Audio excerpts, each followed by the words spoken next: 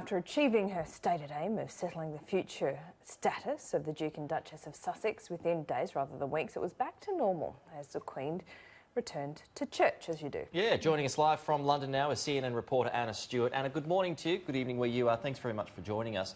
It's very much a fluid situation, a lot of news over the weekend. Can you bring us up to speed just in the last 12 hours or so as Australians start to wake up? What's happened? Where is it at the moment when it comes to what's being described as Mexit?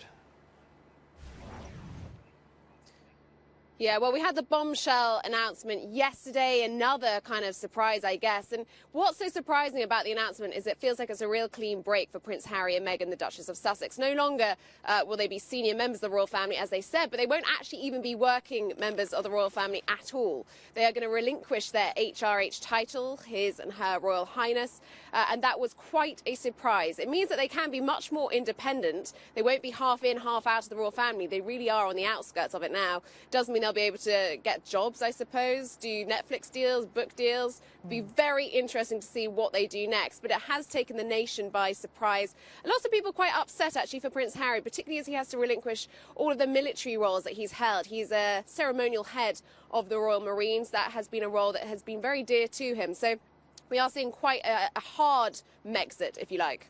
Yeah, and we will still see Prince Harry involved in things like the Invictus Games, but as you say, he doesn't have that ceremonial title, and I think his military record does speak for itself. How is the British public reacting? In a lot of, I mean, even the term Megxit does kind of blame Meghan for what has happened with Harry and Meghan, but is there a feeling that it was Meghan who wanted to detangle herself from the royal family rather than Harry himself?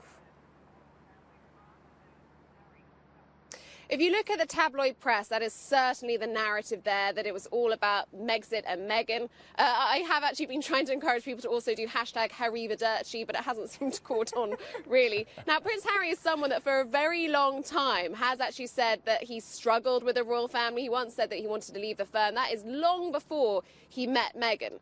Now, Meghan might be the catalyst, I guess, for this sudden change, but I think throughout his childhood and his adolescence and his adulthood, he has struggled with the spotlight. He saw his mother hounded by the press. He has a very uneasy relationship with the press, and part of this entire announcement, this whole transition for them, is they want to be able to pick and choose who they speak to in the media. They don't want to be part of the royal rota.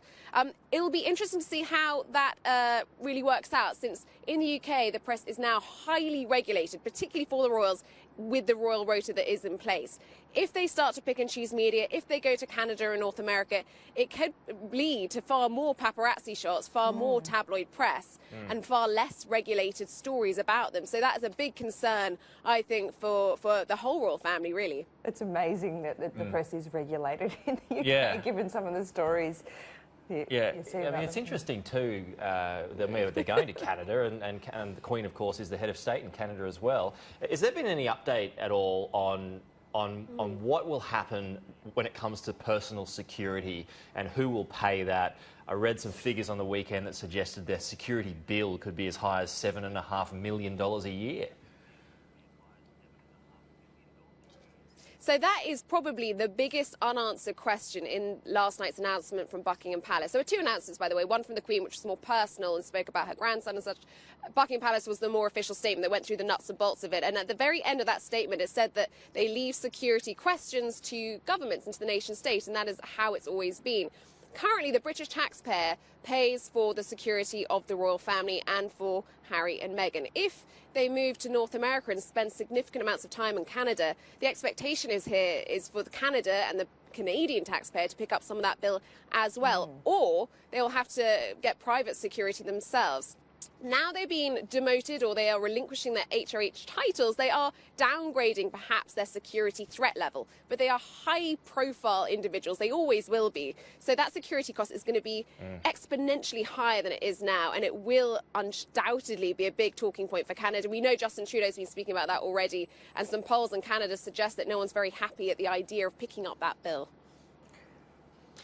Yeah, well, they wouldn't be either. And just finally, I mean, it seems such a glib question here, but is in the public's mind anyway, is there a winner and a loser in all of this? I mean, When it comes to the Queen, of course she would want Harry and Meghan to be a part of the royal family because they are so popular with the people out there. But by the same token, did Harry and Meghan get everything that they wanted? No, absolutely not. I'd say in this deal, I feel like both sides actually have lost quite a lot. The Queen wanted Harry and Meghan to be part of the future slimmed-down royal family, but she wanted them to be a big part of that. Now, William and Kate, Prince William and the Duchess of Cambridge, are the only of their generation representing the royal family and doing hundreds and hundreds of engagements every year. For Harry and Meghan, they wanted a more half-in, half-out situation, we believe. From the statement they first released 2 weeks ago when this whole story unfolded, they said they still wanted to represent Her Majesty the Queen and the UK and the Commonwealth. They can't represent the Queen anymore. They will stick to her values, we're told yesterday, but they are no longer working royals. This is a clean break. There's no half-in, half-out situation. So in many ways, both sides have lost.